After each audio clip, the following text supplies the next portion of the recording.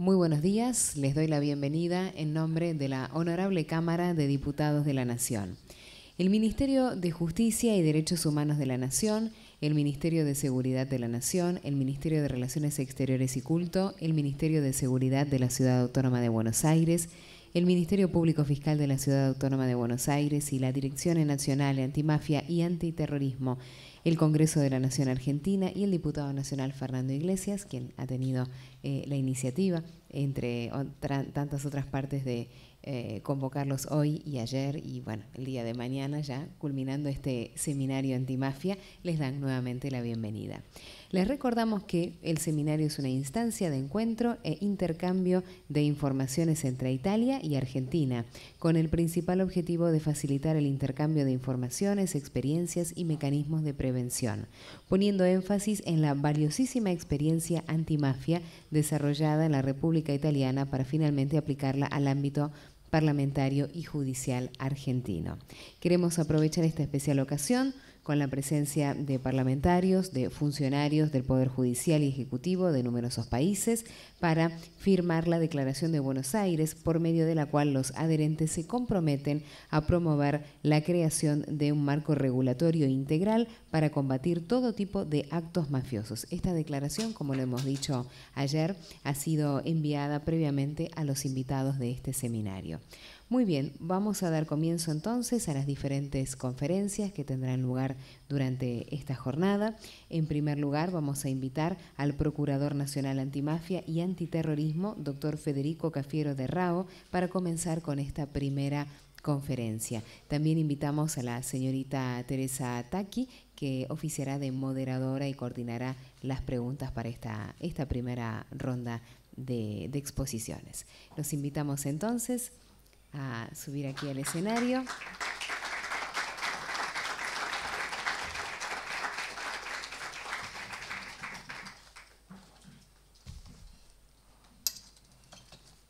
Y los escuchamos. Muchas gracias.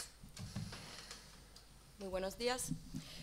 El doctor Federico Cafiero de Rao ingresó en el Poder Judicial italiano en 1977 y realizó numerosos juicios e investigaciones contra organizaciones mafiosas como la Camorra, y en particular el clan de Casalesi, capturando a numerosos fugitivos y coordinando un grupo de magistrados que investigaron la banda de los Casertanos.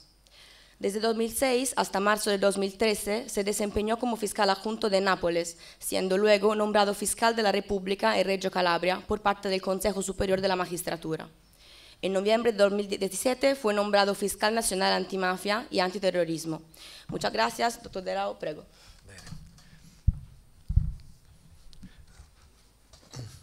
Grazie. Innanzitutto buongiorno a tutti. Buenos días a todos. En primer lugar, el tema que me ha sido asignado tiene mucha importancia: la corrupción. La corrupción mina la confianza de los ciudadanos en las instituciones democráticas y en el Estado de Derecho, perjudica a la economía y priva a los estados de los ingresos fiscales necesarios, debilita la ética pública, genera pobreza y desigualdad. La predisposición actual a una economía y a una política globales determina un proceso paralelo de internacionalización de fenómenos de corrupción y nos llevó a una intervención también para luchar contra ellos en el plano internacional, recurriendo a instrumentos clásicos de la diplomacia multilateral y de las directivas de organizaciones internacionales. La corrupción fue atacada fundamentalmente como un fenómeno que altera los equilibrios económicos fisiológicamente sanos de los mercados donde hay sana competencia. Los principales organismos internacionales y varios estudiosos dedicaron un trabajo muy intenso al análisis económico de la corrupción, considerado como un elemento de distorsión de la competencia y como un límite para el desarrollo de los estándares civiles y políticos de los estados. En general, simplificando, parecería que dos aspectos son fundamentales para ser un obstáculo al avance de la corrupción. Por un lado, la transparencia y las reglas. A estos dos aspectos fundamentales se asocia otro, que es la existencia de mecanismos de control capaces de verificar la evolución de las actividades en las organizaciones y en los organismos, de manera que se respeten los dos aspectos que acabo de mencionar. Por otro lado, para luchar mejor contra la corrupción, son necesarias algunas características en los ordenamientos de cada uno de los países, que son la independencia de la magistratura, la existencia de autoridades anticorrupción independientes, la obligatoriedad de la acción penal y la libertad de prensa. Analizando estos elementos, es posible deducir de ellos un diagnóstico de riesgo. Es evidente que los 4 elementos mencionados tendrían que reducir el riesgo, pero no excluirlo totalmente, por cierto, porque hay otros elementos que podrían condicionar las distintas realidades en cada país. La separación de los poderes en cada uno de los países es fundamental. Montesquieu, en 1700, fue el primero que habló de la división de poderes como un fundamento del Estado de Derecho y de la democracia liberal. Y la identificación de las 3 funciones en el ámbito de la soberanía del Estado: legislativo, administrativo o ejecutivo y judicial. Es necesario que no se mezclen estas funciones, porque si se mezclaran, si se confundieran, se impediría el desarrollo de la democracia. A la magistratura le corresponde el control de la legalidad. Sobre este tema es necesario detenerse, porque la magistratura es un ordenamiento que en Italia tiene prerrogativas, que son la autonomía y la independencia. Pero no son una declaración, se corresponden efectivamente con la función del magistrado, porque la magistratura está designada, es designada con un decreto de ministro, pero está propuesta por el Consejo Superior de la Magistratura a través de un concurso público al que todos pueden acceder. Estas indicaciones, estos comentarios que les estoy haciendo, sirven para destacar hasta qué punto es importante el rol que la magistratura tiene que desempeñar en un país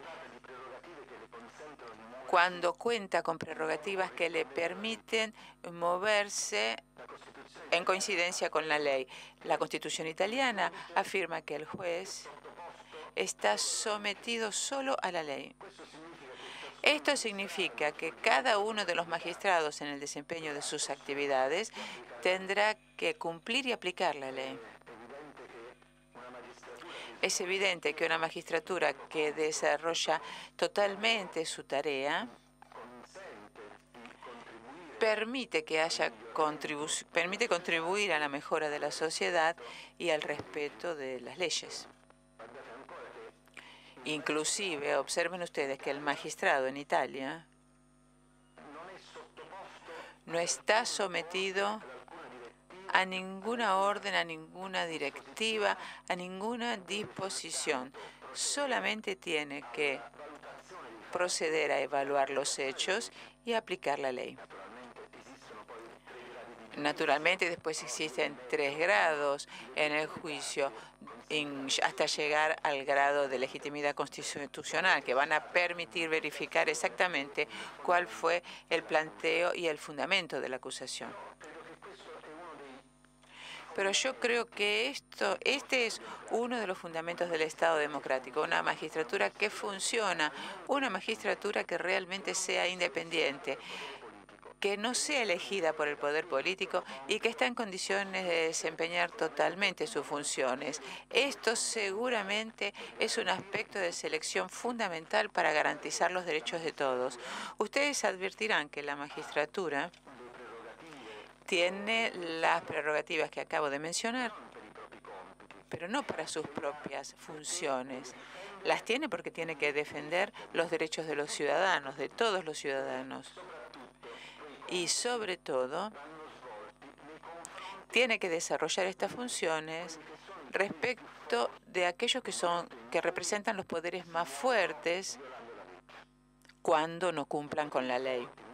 Los poderes más fuertes de una sociedad no tendrían ningún control sino de legalidad, porque son los que logran orientar y condicionar la economía y la política. Solo la magistratura, una magistratura que esté atenta y que sea capaz de hacerlo, podrá seleccionar los comportamientos que tengan que ser evaluados como ilegales y entonces representarán un obstáculo para la corrupción. Cuando hablé de lo que se podría considerar los momentos principales a través de los cuales se puede garantizar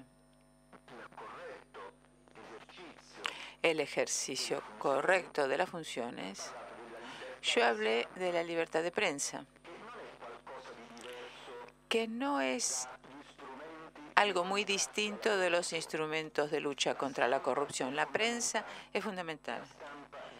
La prensa tiene que ejercer plenamente su función.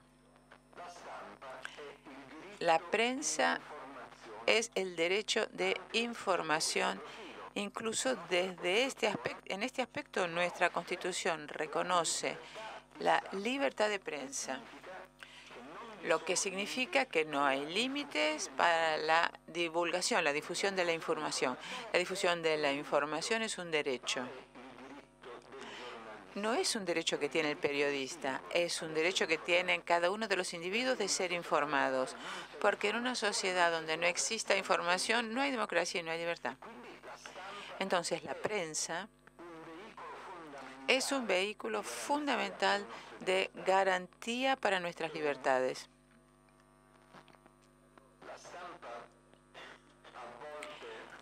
La prensa muchas veces tiene ciertos problemas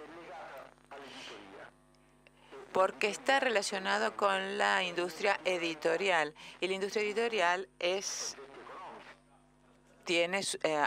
está a cargo de sujetos económicos, depende de un sujeto económico el hecho de dar una orientación incluso a la prensa. No obstante, la prensa es libre al ejercer el derecho de información, pero acá también vemos que muy a menudo la prensa que logra reconstruir investigaciones, incluso muy importantes, es la prensa que está hecha por periodistas jóvenes, que no están contratados, que no tienen garantías, que riesgan sobre su propia piel y están apoyados en un fuerte sentido de la ética y de la solidaridad, y que trabajan incluso en ámbitos riesgosos. Seguramente ustedes saben de la periodista que fue asesinada en Malta. Conocerán al periodista que fue asesinado en Eslovaquia, que son dos episodios de gran gravedad, muy graves, sobre todo porque sucedieron en un contexto europeo donde la garantía de los derechos y la protección de los ciudadanos y la protección también de quienes desempeñan ciertas actividades se considera un punto fuerte de la democracia. El principio de transparencia, al que acabo de hacer referencia, debe tener validez tanto para la economía como para la política. En la economía, en Italia, en cada una de las empresas hay un módulo de organización que también tendría que ser capaz de prevenir los delitos de corrupción. Hay un área de organización. Ustedes piensen que la autoridad de la competencia y el ente que la garantiza les asigna estrellitas. De hecho, el artículo 5 ter del decreto ley del 24 de enero del 2012, que es el decreto número 1, que tiene que ver con las disposiciones urgentes para la competencia, el desarrollo de las infraestructuras, convertido en ley en marzo de 2012, introdujo el rating de legalidad. Es un indicador sintético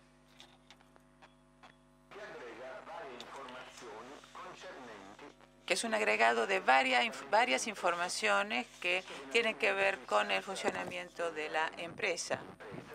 A pedido de la empresa, esto se asigna y está constituido por una base equivalente a una estrellita que se logra cuando la empresa no haya tenido violaciones legales y que llega hasta 3 estrellas cuando se confirman otras circunstancias como la adopción tendiente a prevenir ilícitos y la adopción de estándares de comportamiento más estrictos que aquellos que los establece la ley.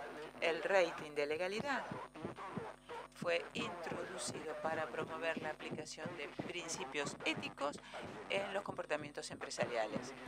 A tal fin, el legislador previó que se tenga en cuenta este rating cuando se hacen algunos otorgamientos de financiaciones de parte de la administración pública y cuando se accede al crédito bancario. El rating atribuido por la autoridad garante de la competencia y del mercado se toma también en consideración cuando se hace la evaluación para los contratos públicos.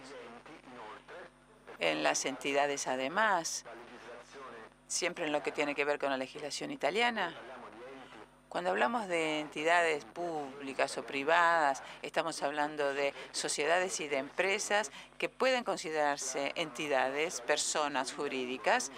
En nuestra ley del 2001, la ley número 231, contempla la responsabilidad de estos sujetos, o sea que contempla sanciones para aquellos sujetos que violan las leyes, sobre todo si cometen delito a través de los sujetos que las representan.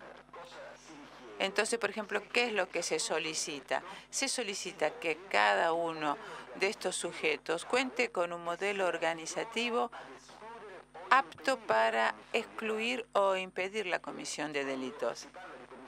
Cuando se habla de comisión de delitos, se habla de un catálogo muy amplio y ahí está incluido también el delito de corrupción, al igual que otros delitos que tienen que ver con la violación de los principios en materia de administración pública.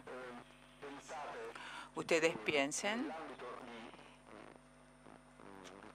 que en el ámbito de esta ley está también contemplado que las cúpulas de estos sujetos económicos, sobre todo cuando se trata de sociedades grandes,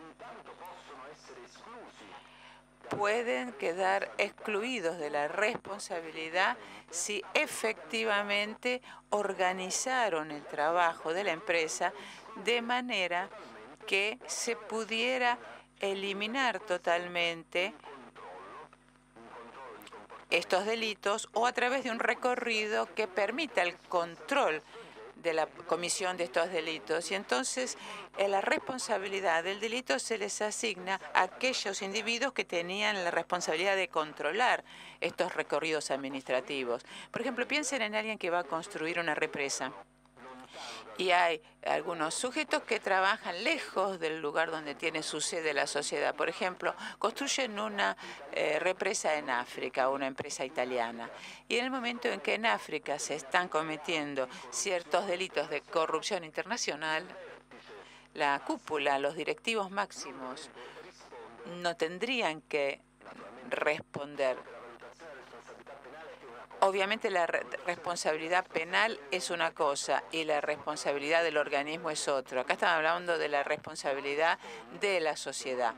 La sociedad no responde ya que tiene establecido un régimen, una organización interna que tendría que haber por lo menos impedido u obstaculizar la comisión de ese delito. O sea, hay niveles de responsabilidad que permitirían impedir que se cometiera el delito. Obviamente estamos hablando en teoría, en abstracto, porque cuando se hacen estos trabajos tan grandes, trabajos que constituyen objetivos fundamentales en el ámbito de la economía de una sociedad, llegar a excluir la responsabilidad de quien está en la cúpula y la administra es un supuesto de manual, de libro, pero solamente se las presento justamente para aclarar un poco la situación y se comprenda cuál es el alcance de la ley. La lucha contra la corrupción es una prioridad absoluta en los países democráticos y es necesaria para garantizar el desarrollo de las empresas. Las medidas anticorrupción le permiten a la empresa competir y comercializar de manera competitiva en todo el mundo. La corrupción se difunde donde en lo público, en las administraciones públicas, hay actividades opacas que no son transparentes y se impide conocer la transparencia y la publicidad, conjuntamente con las reglas de comportamiento, son las medidas fundamentales y primarias contra la corrupción. La política que quiere alejar el riesgo de corrupción impone transparencia y es transparente. Y va transformando a la comunidad a través de su propia acción. Piensen que en Suecia, en el sector público se da información incluso sobre las personas con las que se reúne cada político durante el día, inclusive por cuestiones que son privadas.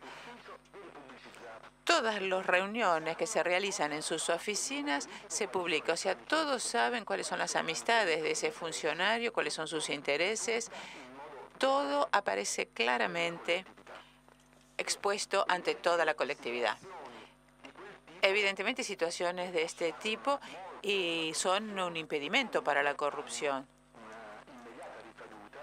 y tienen una consecuencia directa en el conocimiento que tiene toda la sociedad, que después hará su propia evaluación en el momento de votar. En la administración pública hay numerosas reglas de organización y de acción. La corrupción fue considerada una de las patologías más graves. Precisamente por este motivo, como ya dije ayer, así como en el 2000 se llegó a la Convención de Palermo para luchar contra el crimen organizado, pocos años después, en el 2003, se llegó a la Convención de Mérida, que es la Convención contra la Corrupción. Fue adoptada en la Asamblea General el 31 de octubre de 2003 y estuvo abierta a la firma desde el 9 al 11 de diciembre del mismo año. Entró en vigor internacionalmente el 14 de diciembre del 2005. La convención se articula en un preámbulo y 71 artículos y contempla la creación de un organismo anticorrupción, un organismo nacional. En este aspecto debo decir que Italia recién en el 2002 logró cumplir este aspecto. Están previstos también la existencia de códigos de conducta, políticas favorables para un buen gobierno, para el Estado de Derecho, para la transparencia y la responsabilidad. Impone algunas incriminaciones en materia de corrupción e indica la perspectiva de figuras reemplazantes de la infracción. Y también contempla actos cometidos a fin de facilitar la corrupción, como por ejemplo obstaculizar el buen funcionamiento de la justicia. Tengo que decir que al respecto, quizás muchos estados todavía no están al día. Italia incluso habiendo identificado algunas figuras específicas desde el punto de vista más estrictamente de impedimento a la justicia, todavía no tiene una disposición específica para identificar quién obstaculiza la justicia. Este es uno de los aspectos en los cuales todavía es necesario tomar un compromiso más importante, o sea, identificar cuáles son las figuras que le impiden a la magistratura actuar sin condicionamientos. Los condicionamientos pueden venir de varias fuentes, de las más variadas fuentes. Contempla también esta convención que todos los estados tienen que adoptar la figura del encubrimiento, del lavado, y que todos los estados contemplen el embargo y la confiscación de bienes derivados de la corrupción. En lo que tiene que ver con la cooperación internacional, también está prevista la asistencia mutua, incluso cuando no hubiera una incriminación mutua. Este es un paso en el ámbito internacional de la cooperación judicial muy importante. La mayoría de las veces, para que se pueda dar lugar a esta asistencia judicial, es necesaria una doble incriminación. En cambio, la Convención de Mérida en materia de corrupción excluye la necesidad de esta doble incriminación. También está previsto que todos los estados se adapten para la restitución de bienes o sumas obtenidas ilícitamente a través de la corrupción, de manera que todos los estados puedan cumplir con el embargo y la confiscación de bienes que dispone otro estado y se le devuelvan esas sumas o esos activos al estado solicitante.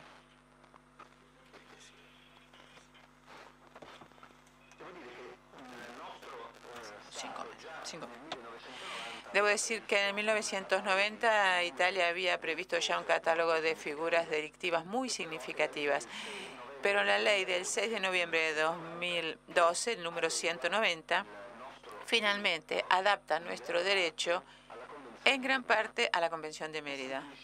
Establece, como ya dije, la ANAC, la Autoridad Nacional Anticorrupción, crea la figura del tráfico de influencias ilícitas que no estaba previsto y que se insertó en el artículo 146 bis de nuestro código, y también crea en el artículo 2635 la figura de la corrupción entre privados y en el artículo 319 quater la figura de la inducción para dar o prometer utilidades. Como ayer se dijo, distintas novedades fueron introducidas por la ley número 9 del 99. Una ley italiana que prevé, ante todo, el aumento de las sanciones en casi todas las figuras de delitos contra la administración pública. Luego previó una causa de no punibilidad, tal vez bajo este perfil de solicitación para la colaboración. Algo más se habría podido pensar. Es verdad también que la misma ley tuvo distintos obstáculos y oposiciones. ¿Por qué digo que algo más se podría haber pensado? Porque para aplicar la causa de no punibilidad es necesario que el sujeto proceda a denunciar el propio comportamiento incluso antes de haber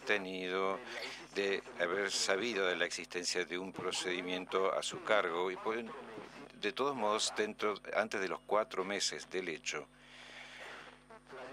La denuncia tiene que ser naturalmente voluntaria y tiene que contener informaciones útiles para identificar a los corresponsables.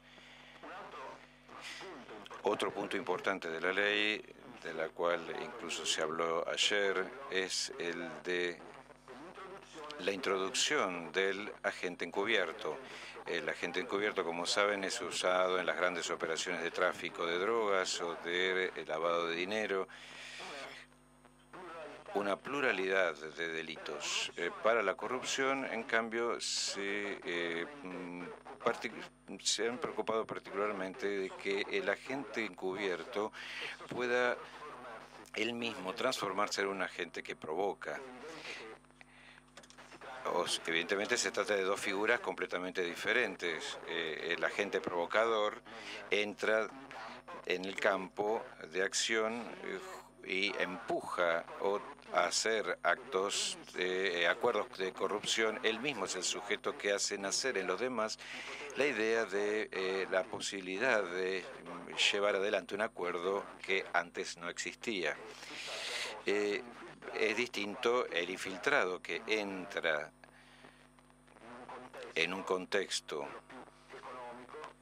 sobre todo económico o administrativo, y en ese contexto trata de adquirir elementos útiles para comprender si hay acuerdos y cómo se dan esos acuerdos y cuáles son los sujetos que están involucrados en los mismos.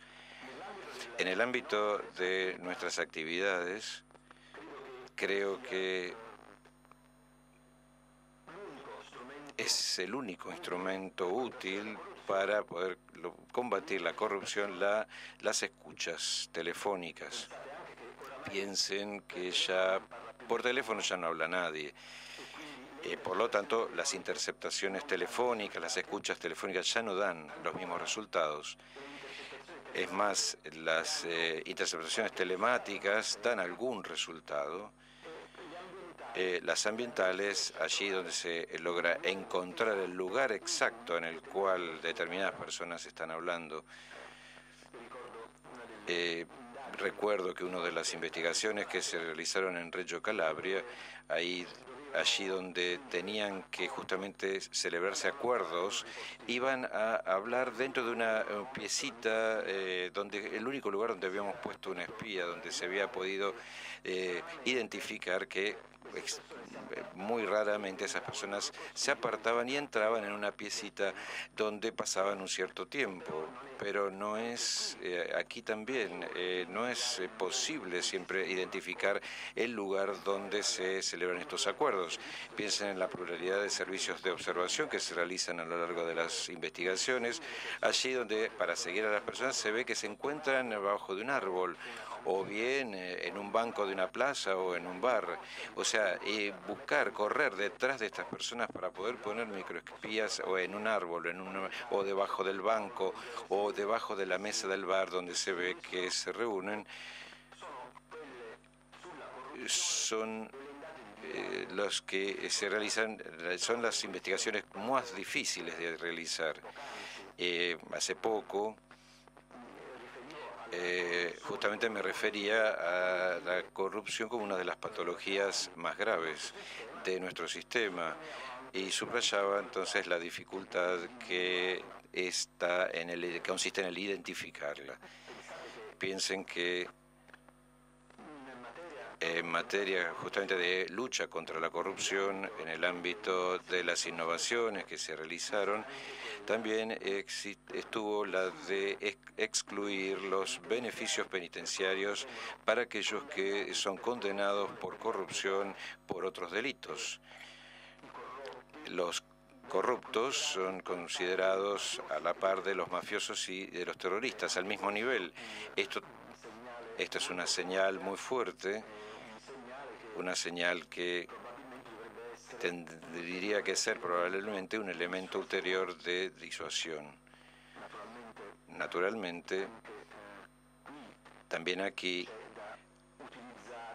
habría que utilizar, digamos, el justo equilibrio en el momento en el que se evalúan situaciones que después pueden entrar para revalorizar determinados recorridos de inserción o procesos de inserción. También ayer se habló del ulterior instrumento de lucha representado por la confiscación del patrimonio, allí donde en el caso de los reatos, de los delitos de corrupción, no es confiscado solamente el beneficio obtenido por el delito, la ganancia, o sea, lo que fue pagado. Aquí se entra con el mecanismo de la confiscación del patrimonio. En el momento en el cual el sujeto comete un delito de corrupción y es condenado, va a responder con su propio patrimonio allí donde no pueda justificar una parte del mismo. Ese mecanismo de proporcionalidad al cual hice referencia ayer, o sea, por un lado ganancias declaradas y por otro lado el patrimonio. Lo que no se pueda justificar es confiscado, y esto también es una sanción de mucha importancia.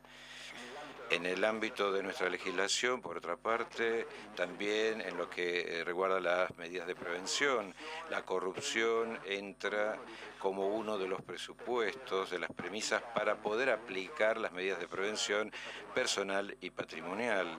Sin embargo, no es el delito de corrupción individual, sino el delito de asociación ilícita con la finalidad de corrupción. Y aquí entonces se aplicarán las medidas de prevención del cual les va a hablar el colega esta tarde.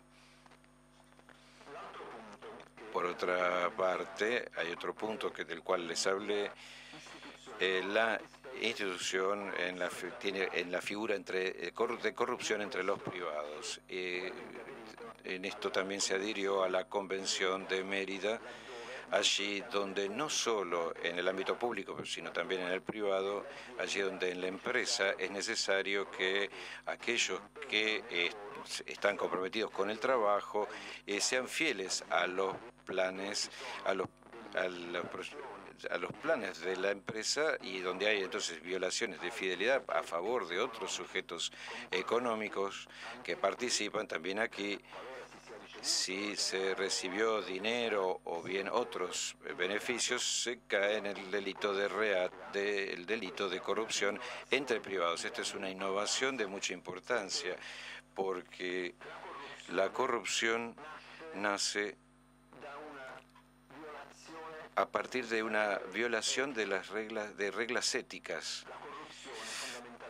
La corrupción fundamentalmente es la violación de la fidelidad. Es la violación de una relación que nace de una promesa. Piensen que en el empleado público, que en el momento en el que entra en la estructura pública, que tiene que jurar, y jura su propia fidelidad, promete su propia fidelidad. Nuestra Constitución, por otra parte, en el artículo 54 prevé para todos los ciudadanos el deber de respetar la Constitución y las leyes.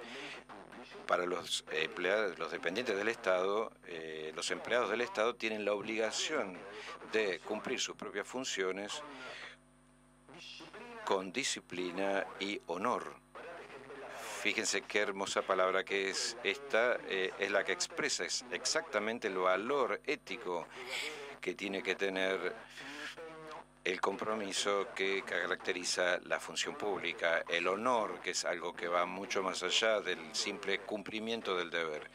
Es realmente el ser Estado, el ser público, el estar al servicio de los demás.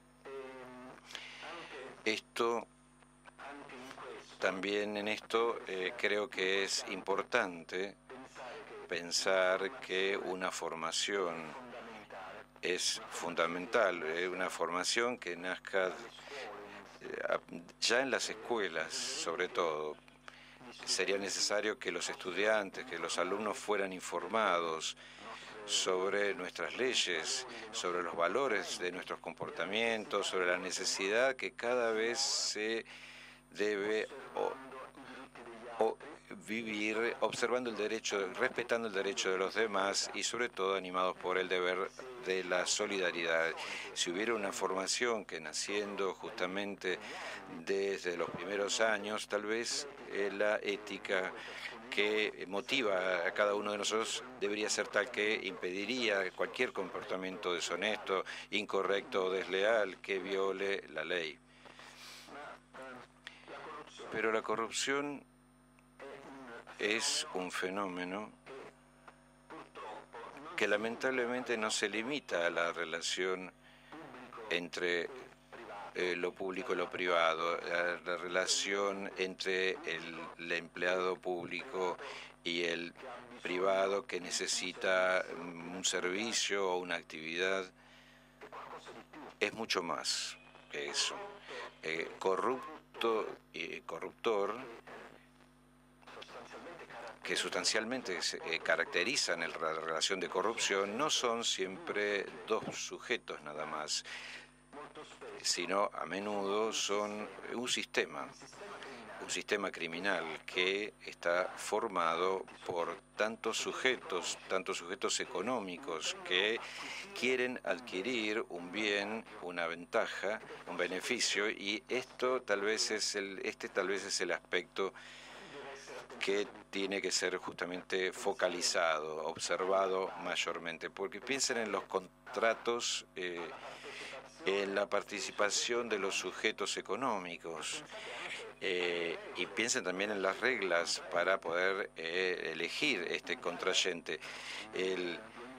En Italia en el 2016 fue instituido un nuevo código de los contratos públicos que pone una serie de reglas importantes, y más allá de las reglas que fija sobre las modalidades a través de las cuales se tienen que realizar los concursos, en el aspecto de la empresa que participa, que adquiere cada vez un beneficio, un rating de empresa, de legalidad, o sea que a través de las dos ratings se presenta como alguien que ofrece, que propone, que tiene que ser preferido ante otro.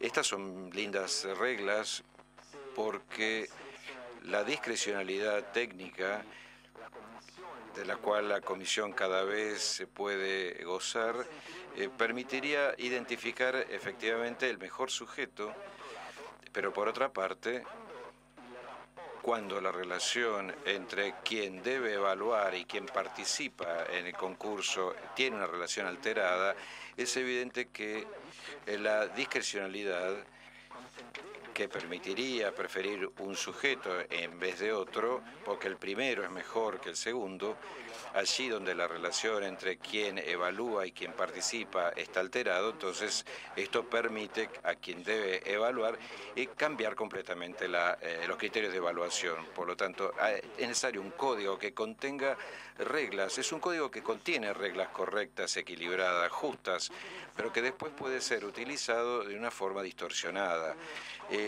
Un código incluso que está constituido por tantas disposiciones importantes, aparentemente con el fin de obstaculizar las violaciones de la ley, pero que después viene justamente usado, manipulado cuando interviene la corrupción, cuando subentra la corrupción.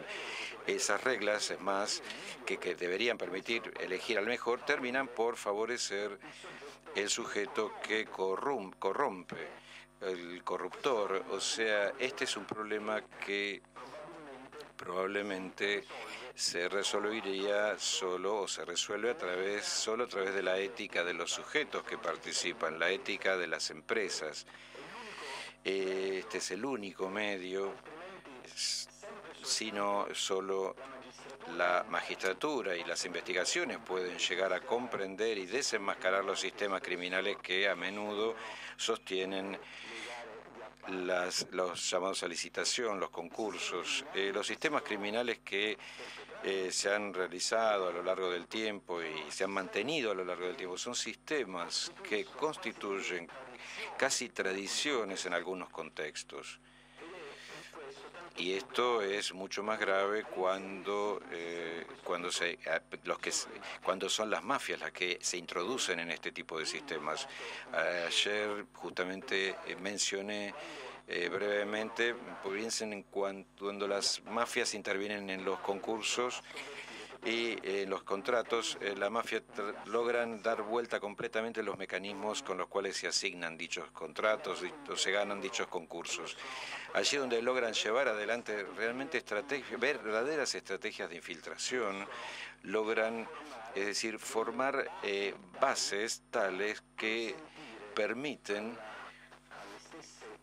a las mismas empresas que participan de ponerse de acuerdo entre ellos quién es el sujeto que cada vez tiene que ser el asignatario del contrato, quién debe ganar cada uno de esos concursos.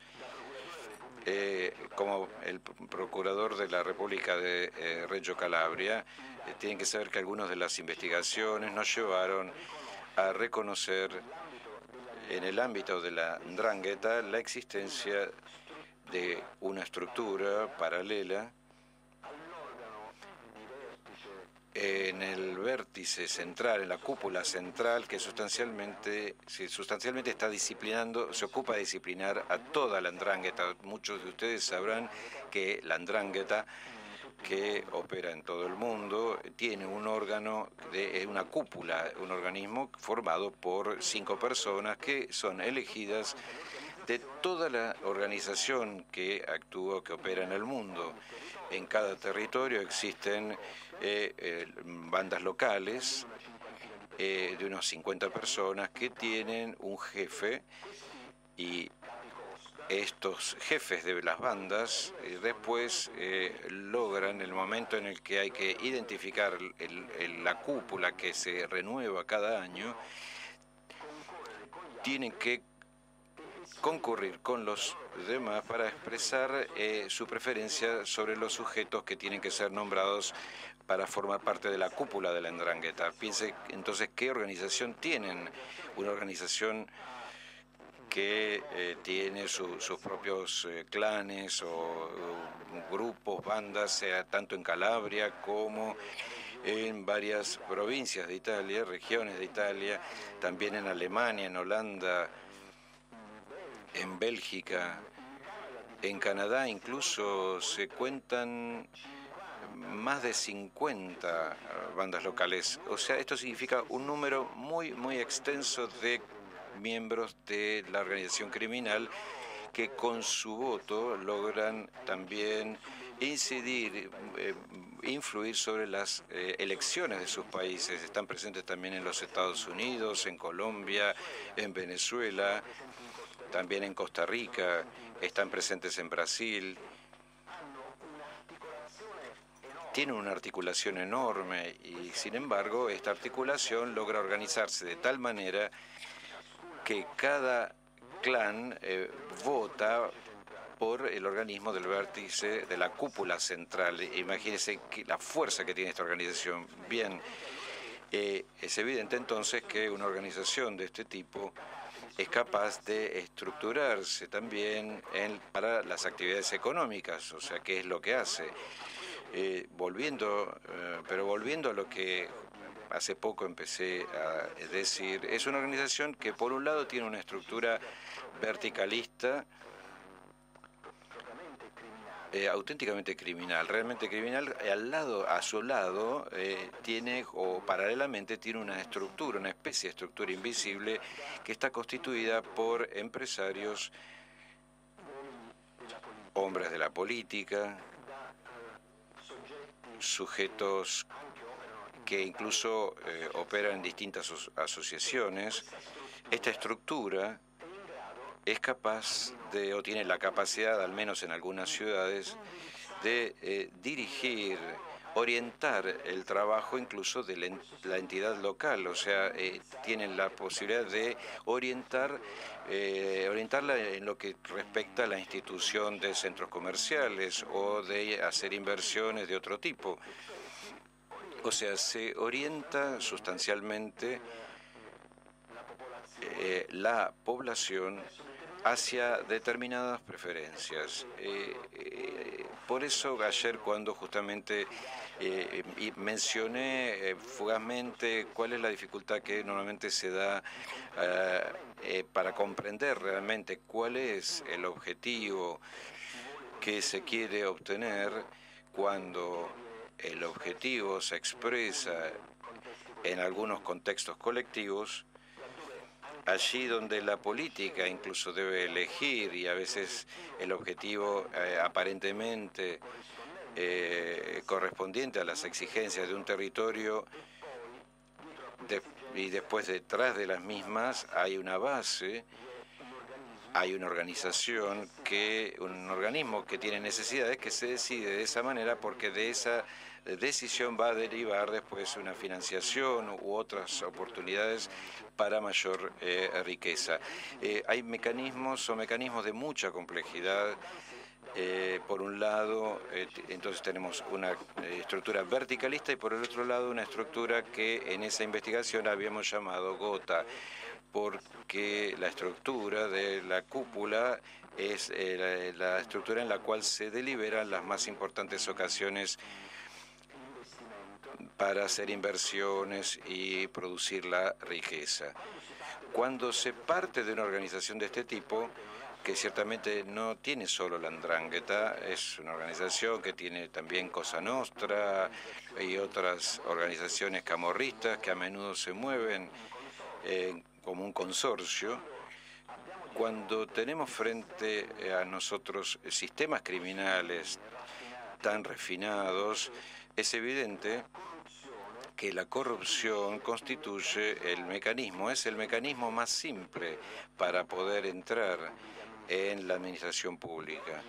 Hoy, de hecho, las organizaciones mafiosas no usan más la violencia ni la intimidación, sino el dinero, el beneficio económico, ni siquiera el dinero, al menos la ventaja, la utilidad, ofrecen una oportunidad.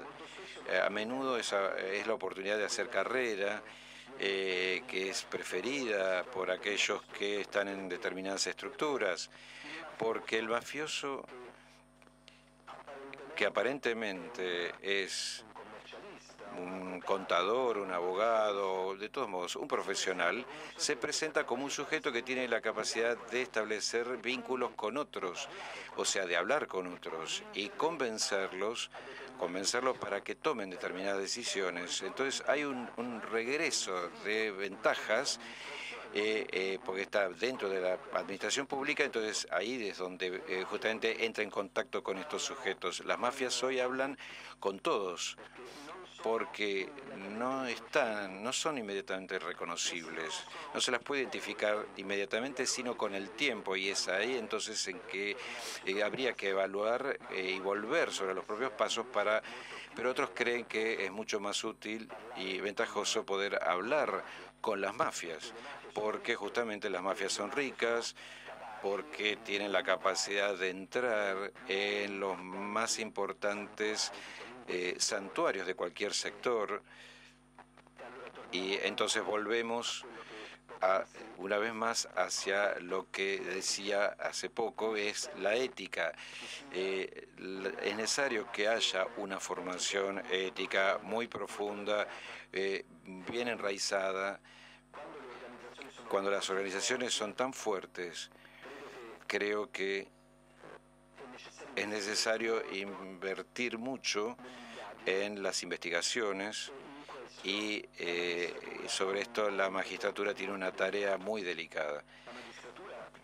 La magistratura tiene la tarea de desenmascarar las estructuras que son invisibles, pero en un sistema como el actual, desenmascarar sistemas criminales tan complejos requiere necesariamente también de la ayuda de aquellos que están operando en estos sistemas, dentro de estos sistemas, porque no siempre aquellos que están trabajando, operando dentro de estos sistemas, encuentran o ven conveniente desde el punto de vista económico poder adherir a las ofertas que llegan del mercado contaminado de las mafias. Hay personas que de forma correcta son capaces, tienen la capacidad de comprender que poder hablar con la magistratura, con las fuerzas del orden, es el único medio para poder salvar a la sociedad. Las constataciones que tenemos en el ámbito de las numerosas investigaciones que se han desarrollado a lo largo del tiempo nos resaltan cómo hay casos en los cuales las situaciones de concursos o que deberían justamente asignar estos concursos o contratos, justamente eran formados por personas que, acercándose a estas organizaciones criminales, adherían a la oferta y por lo tanto cambiaban completamente los resultados de los concursos. Y sin embargo, estas estaciones que concursaban eran consideradas los instrumentos mejores para poder prevenir la corrupción y garantizar el equilibrado y justo desarrollo de los concursos, asignando el contrato, haciendo el contrato con el mejor oferente, o sea, con el mejor postor, que adoptando las mejores modalidades en cada ocasión. También en sistemas de este tipo estos son alterados. Por lo tanto es necesario algo más, es necesario hacer una limpieza dentro, es necesario que haya una difusión, que se difundan los valores y los principios fundamentales para llegar al objetivo del cambio. Si se quieren aniquilar las mafias, combatir la corrupción, es necesario que todos, incluso aquellos que no están directamente interesados en determinados hechos, se muevan, y no es posible ya decir hoy esto no me toca, no me concierne. Es un razonamiento que tal vez se hacía hace 50 años, hoy ya no se puede hacer más, porque al llevar adelante razonamientos de este tipo llegamos justamente a mafias, a tener mafias que tienen la cuarta o quinta generación ya y son los que dirigen los contratos, a tener relaciones con quien sea, y no podemos entonces permitir que nuestra sociedad pueda evolucionar de forma tal que reconozca a las mafias como los dueños, los verdaderos dueños de un territorio. Es un poco como una lucha, digamos, de buenos contra los malos, si queremos, para ponerlo en un terreno muy simple, muy elemental. Pero es un problema que cada uno de nosotros tiene que plantearse. ¿Cuántas investigaciones hemos realizado? En Italia muchas. Que se pudo resaltar que es necesario que la gente empiece a moverse, a reaccionar y a hacer algo más del simple rol inerte que muchas veces ha tenido. Yo quisiera que justamente en contextos como estos, de tipo internacional, que permitan compartir los valores, porque los valores son la base de la lucha contra la corrupción. Se hace creyendo en valores éticos de nuestros comportamientos. La corrupción, por otra parte, ya no opera en un territorio delimitado. Los sujetos que se ocupan se proyectan a nivel internacional. La corrupción hoy se da también a nivel internacional. Sujetos que operan en otros países que después van a invertir en países distintos. La Convención de Mérida permite a las autoridades judiciales intercambiar inmediatamente información. Permite también que se realice una devolución inmediata, directa, pero esto va desarrollado de modo más profundo. Sería necesario que en la lucha contra la corrupción los países se comportaran como un solo país. Es lo que se está intentando hacer en Europa y se hizo ya con el terrorismo. Piensen que si hay una información de que hay un sujeto que está saliendo de un país y por las interceptaciones o las escuchas se sabe que un cierto día no tiene que ser llamado porque se aleja, se sabe en qué país ese sujeto se está transfiriendo, se está moviendo, y esto ya pone en alerta la policía, que siente la escucha, el magistrado que se ocupa de la investigación lo comunica a la Dirección Nacional Antimafia y Antiterrorismo, que a su vez lo comunica al magistrado de conexión, que a su vez lo comunica a la autoridad judicial donde el sujeto debería llegar. Todo esto telefónicamente, en 2 horas, lo que se adquiere, lo que se obtiene a nivel telefónico dentro de una investigación, para la prevención se transfiere al territorio extranjero europeo, que inmediatamente se va a activar para esperar a ese sujeto en el aeropuerto. Creo que el método con el cual se debe luchar contra la corrupción debe ser el mismo con el que se combate la mafia y el terrorismo. Una celeridad de la información, no porque la corrupción, en la corrupción nos encontramos frente a empleados públicos que se involucran o personalidades de tipo económico, sino tenemos que acelerar el paso, porque la corrupción constituye justamente el instrumento de enriquecimiento del sistema criminal. El ejemplo que les hice para el terrorismo es el que se da allí donde hay hechos típicamente mafiosos, incluso en materia de mafias. Porque cuando nos transferimos al terreno de la economía, nos desplazamos a ese terreno, ahí entra una disminución de la velocidad. Y quiero llegar entonces a 2 conclusiones. Primero, es indispensable tratar la corrupción de la misma forma en que se trata la mafia y el terrorismo. Segunda, es necesario que frente a la corrupción no haya barreras, no haya fronteras, no haya diversidad entre los países en la cooperación, que sea inmediata, así como se da en los contextos mafiosos y terroristas. Muchas gracias por la paciencia y la atención prestada. Gracias, procuratore. Agradecemos las palabras del doctor Cafiero de Rao y abrimos las preguntas al público.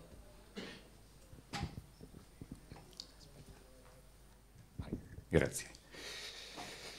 Grazie ancora, sono Guido Gazzoli.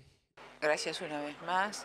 Soy corresponsal del Hecho Cotidiano de Italia.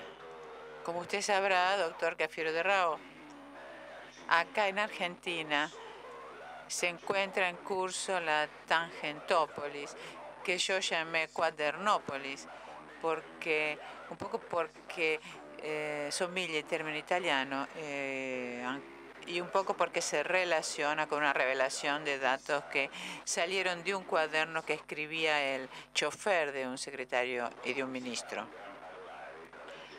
Se habla mucho entre la gente y esto hace aumentar mucho una bronca, incluso a nivel popular, sobre la cuestión del fuero, que es la inmunidad parlamentaria. Acá prácticamente está instituida para dar libertad de expresión a los políticos, pero que se la utiliza literalmente. No podemos decir que sea un obstáculo para las investigaciones, pero sí para proteger a la clase política con respecto a los ciudadanos normales. Entonces, lo que yo quisiera saber, yo algunas cosas las sé, pero dado que estamos en el ámbito de un seminario de intercambio entre Italia y Argentina, usted quizás nos puede explicar hasta qué punto la inmunidad parlamentaria constituye un obstáculo para la justicia en Italia y de qué manera prescribe. Bene, in Italia certo l'immunità parlamentare determina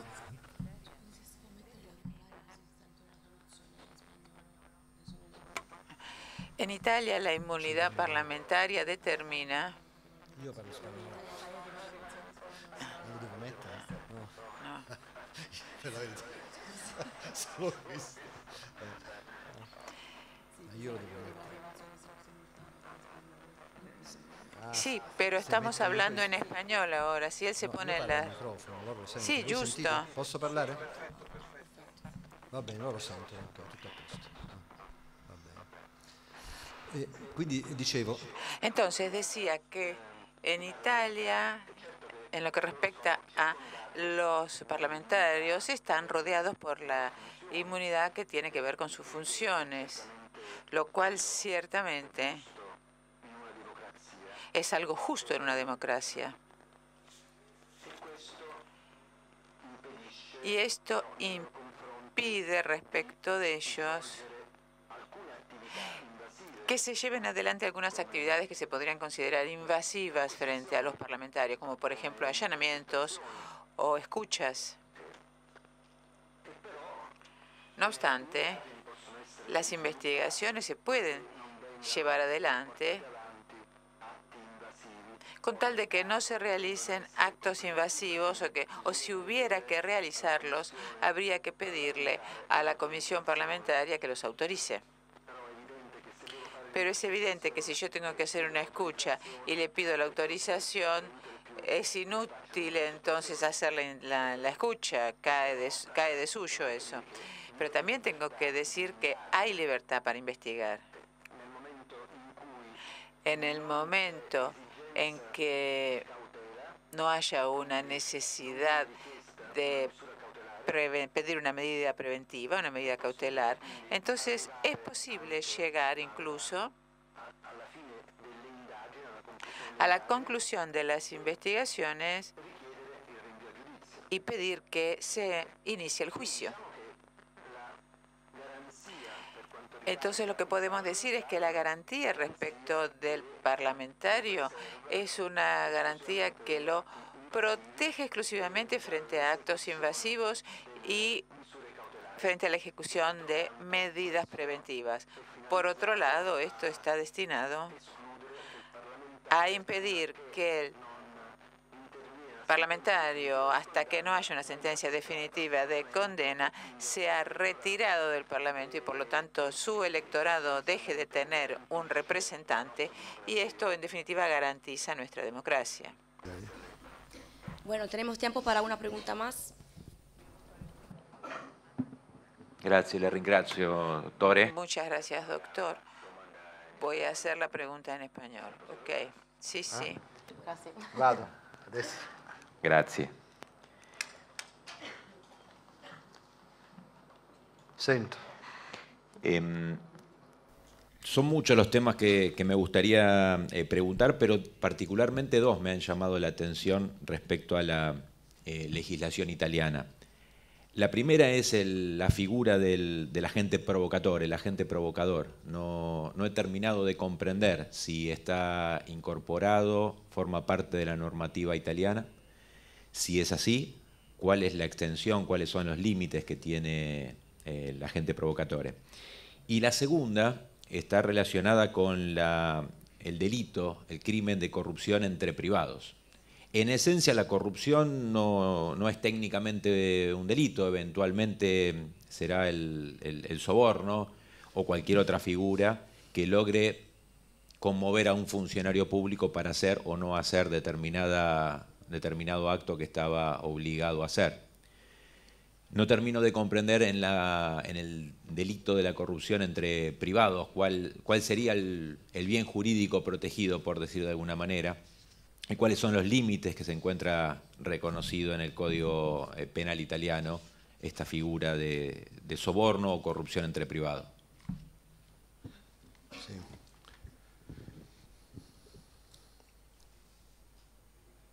Dunque, partendo innanzitutto...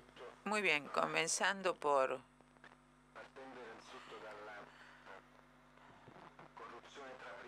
partiendo de la corrupción entre privados, yo quisiera decir que nosotros tenemos un artículo que es el 2635 del Código Civil. Código Civil, no Código Penal, que dice lo siguiente: los a directores, los gerentes, los directivos, los síndicos, los liquidadores de sociedades o entidades privadas que reclaman o reciben dinero u otros beneficios a los que no tienen derecho para realizar o dejar de realizar un acto violando las obligaciones que son inherentes a sus funciones o violando la obligación de fidelidad, son castigados. O sea, digamos que en el contexto de la corrupción entre privados, lo que se quiere proteger es la exposición del sujeto económico con respecto al exterior en los casos en los que una persona que pertenece a la estructura privada del sujeto al que se le exige algo actúa violando el deber de fidelidad.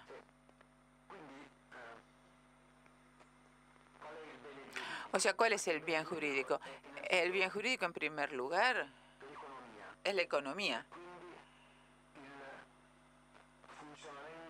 Y por consiguiente, el funcionamiento de la empresa de conformidad con sus propias reglas, de manera que no intervengan personas que son ajenas para poder obtener beneficio, eventualmente por el conocimiento que pueden tener de un determinado ciclo de producción o por el conocimiento que pueden tener de algunos otros elementos, o que para que no obtengan algún beneficio que se le impide tener al sujeto económico del cual forma parte la persona que no se considera fiel.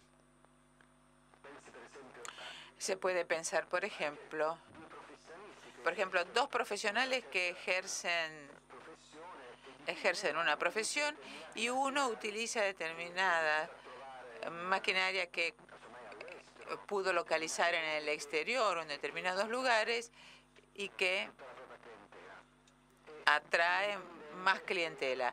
Y un empleado que le cuenta al otro profesional cuál es esta maquinaria y cómo funciona.